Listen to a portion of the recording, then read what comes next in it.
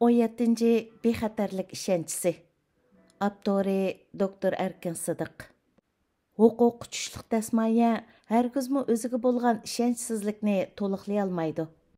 Sanoatshunos Andrew Carnegie mundaq degan: hamma ishni o'zi qilishga urinadigan yoki qilingan hamma ishlarning to'kpisini o'ziniki qilib oladigan odam hargizmi ulug' lider bo'la olmaydi. Bu sifatning inglizcha atalishi security bo'lib, yo'lg'un lug'atida uning ma'nosi bexatarlik, xavfsizlik, amallik, kapolat deb tushuntirilgan. Lekin inglizcha so'zning bu yerdagi ma'nosi meningcha bexatarlik ishonchisi deganga texim yaqin keladi. Masalan, security degan so'zning qarama-qarshi ma'nodagi so'z insecurity bo'lib, u yo'lg'un lug'atida xatar, xavf, o'ziga ishonmaslik, ishonchsizlik, ansirash deb izolangan. Shundaq bo'lg'achqa men bu sifatni bexatarlik ishonchisi deb oldim. Mazkur kichik tema ostidagi mazmunni to'liq o'qib bo'lgandan keyin siz bu haqda texmi cho'nqur tushunchaga ega bo'lasiz.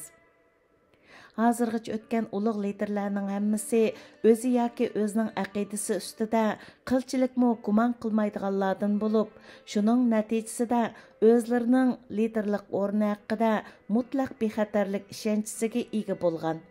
Har bir odam o'z-o'ziga bo'lgan ishonchisi bilan o'xshash darajadagi saviyada yashaydi. Agar bir odam o'z-o'zini bir yengilguchi deb hisoblaydigan, u oxiri ma'lum yo'llar bilan mag'lub bo'ladi. Agar bir odamning muvaffaqiyatining darajasi uning o'z-o'ziga bo'lgan bexatarlik ishonchisining darajasidan eshib ketadigan, u cho'qim o'z-o'zini vayron qiladi. Bu ish yolg'iz agashkuchilar uchun shundoq bo'lib qolmay, liderlar uchun ham shundoq bo'ladi. O'zining bexatarligiga nisbatan ishonchisini yo'qotgan liderlar o'zlari uchun, o'zlarining agashkuchilari uchun va o'zlari liderlik qilayotgan tashkilotlar uchun nihoyat xatarlik keladi. Bundaq bo'lishi bir liderlik o'rni, ashu o'rinni egallab turgan liderning nuqsonlarini hassalab ko'paytib etishidandir. Siz o'zingizga bir salbiy yukni ortib olib turib, boshqalarga yetakchilik qilmoqchi bo'ladi ekansiz, u yukni ko'tarib turish bargan sir ta'slashib mangdi. O'z huquqining bexatarligidan nihoyat andish qilgan liderlar mundaq xarakterlarga ega bo'ladi. Birinchi, ular boshqalarga bexatarlik elib kela olmaydi. Siz o'zingizda yo'q narsani boshqalarga bera olmaysiz. Qabiliyatsiz kishilarning boshqalarda qobiliyat yetildira olmaganiga o'xshashla, o'ziga nisbatan bexatarlik ishonchisi yo'q kishilar boshqalarga bexatarlik tuyg'usi ato qila olmaydi. Unumlik lider, ya'ni boshqalar o'ziga ergishishni xohlaydigan lider bo'lishni istaydigan kishilar, cho'qim boshqa kishilarda o'sha kishilarning o'zlari to'g'riliq yaxshi tuyg'u paydo qilishi kerak. Ikkinchi, ularning boshqalardan oladiğini boshqalarga berdiğinden ko'proq bo'ladi.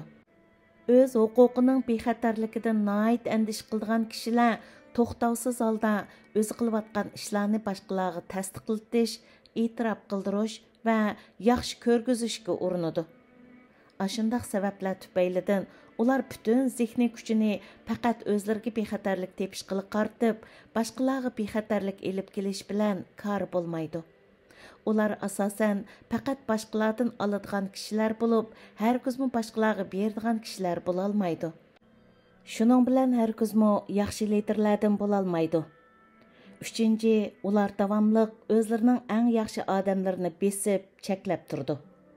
O'zida bexatarlik ishonchisi kamchil bo'lgan liderlar o'z odamlarining g'alabalarini samimiylik bilan tabriklamaydi. Undaq liderlar hatto o'z odamlarining biror g'alabaga erishib qilishining oldini olish yo'lida ish elib berishi mumkin. Yoki o'z qo'shoni qilgan eng yaxshi ishlarning to'kpisini o'zining shaxsiy to'kpisi qilib olishi mumkin. Huquq berish qonuniyati bo'yicha qaraganda faqat o'z huquqiga nisbatan ishonchisi bor yoki bexatarlik ishonchisi bor liderlar boshqalarga haqiqiy turda huquq ato qiladi. Biroq o'zida bexatarlik ishonchisi kamchil bo'lgan liderlar bo'lsa, huquqni o'zi uchun zapas saqlaydi. Amaliyotda bundaq kishilar o'z odamlari qancha kuchlanib yoki yaxshilanib ketgan siri shuncha cho'ng tahdid his qilib, o'z odamlarini besish yoki cheklashga shuncha qattiq tirishadi. 4. Ular tashkilotni davomli cheklab turdi. Әгәшкүчілер acizlaştırılğan və qılğan işləri üçün heç qandaq töhfə yoki e'tirof qilinishga erişilmagan ahvol ostida. Ularning qizg'inligiga sovuq suv sepilib, ular o'zlarining yo'shirin kuchlarini eng zo'r darajada joriy qildirib ishlashdan to'xtaydi. Mushundaq ish yuz berganda bo'lsa, butun tashkilot ziyon tortadi. Buning aksicha bexatarlik ishonchisiga ega liderlar o'zlariga boshqalarga ishonadi. Ular hakavrlik qilmaydi. Ular o'zlarining ortiqchiliklari bilan ojizliklarini obdan tushunadi hamda o'z-o'ziga hurmat qiladi. O'zining qo'l ostidagi odamlar ishlarni yaxshi qilganda hargizmi uni o'zlari uchun bir tahdid deb hisoblamaydi. Ular eng qobiliyatli kishilarni atrofiga to'plab, u kishilarning o'z qobiliyatlari bilan o'z rolini eng yuqori darajada joriy qildirish uchun muvaffaq shart-sharoit hozirlab berdi. Әгәшкүчілердің birining nayiti yaxshi ideyasi bo'ladi ekan, uni qo'llaydi. O'zining bexatarligiga ishonchisi bor bir liderning odamlari muvaffaqiyat qozonganda, bu muvaffaqiyat u liderga nayiti zo'r xushallik elib keladi. Bundaq muvaffaqiyatni o'zining liderlik qobiliyati uchun berilgan eng yuqori darajalik qutluqlash deb hisoblaydi. Liderlar o'zlarining bexatarligiga bo'lgan ishonchisini barpo qilish va ashundaq ishonchisini kuchaytirish uchun mundaq ishlarni qilishi kerak. Birinchi, o'z-o'zini to'liq va to'g'ri tushunish, o'z-o'ziga to'g'ri baho berish. Ikkinchi, boshqalarga tava bo'lgan to'hfalarni o'z egasiga berish. Uchinchi, o'z-o'ziga ishonchisi bo'lmaslik kasalini o'zi davolashga qudrati yetmagan liderlar kasbiy xodimlarning yordamiga erishish. Yuqorqilar men kitobdan olgan mazmunlar. Bu mazmunlarning Uyg'urlarning ahvoliga naqadar uyg'un keladiganligini, uning Uyg'urlar uchun naqadar muhimligini o'qirmanlarmi mendek his qilgan bo'lishi mumkin. Men o'zimning hozirgacha bo'lgan umrimda nurg'un yaxshi kishilarning sanoqsiz yordamiga, qizg'in va samimiy qo'llab-quvvatlashiga va to'xtovsiz ilhom madad berishiga sazovar bo'lib keldim. Bundaq ahvol hozirmi o'xshashla davomlashayotgan bo'lib, u mening hozirgidek bir holatga kelalishimda va shu holatni saqlab mang'alishimda nihoyatda muhim rol o'ynab keldi. Shuning bilan birga men kichik vaqtimdan boshlabla o'ziga to'liq ishonch qilolmaydigan kishilarning pesimi va cheklashigami anda-munda uchrab keldim. Bundaq ahvol hozirmi azroq sodir bo'lib turibdi. Sezgir qarindoshlarning ba'zilari bundaq ahvolga diqqat qilib, menga yesdoshligini bildirdigan va menga ilhom madad berdigan ilxatlarni yozyapti. Hamda shundaq so'zlarni telefonda yoki o'zimga bevosita da'vatidi. Mendan sizdagi heliqidek hujumga bosh egmaydigan iroda nadan kelgan deb so'raydiganlarmi bor? Men mush fursatdan foydalanib, u do'stlarning hammasiga chin ko'nglimdan rahmat aytaman. Shuning bilan birga ularning mendan xotirjam bo'lishini umid qilaman.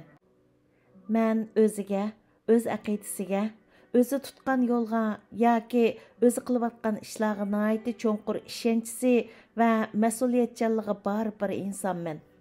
Mening bunday ishonchamning keng doiralik amaliy asosi bor. Men Tömür ayol deb atalgan Angliyaga 3 qitim bosh vazir bo'lgan Margaret Thatcher xonim va shuningga o'xshash boshqa bir qism dangliq arboblarning sarguzashtlarini o'qib baqqan. Men ba'zi bir ta'tir shamollarga bardoshlik bera olib qolmay, ularga o'zimni chiniqtirish fursatlari sifatida muomala qila olmayman. Vaqtliq foyda elish yoki utib chiqish muhim emas. Muhimi vaqtning uzun muddatlik siniqidan o'tish. Hamma odam vaqtning siniqiga duch keladi va tarixning bahosiga erishadi.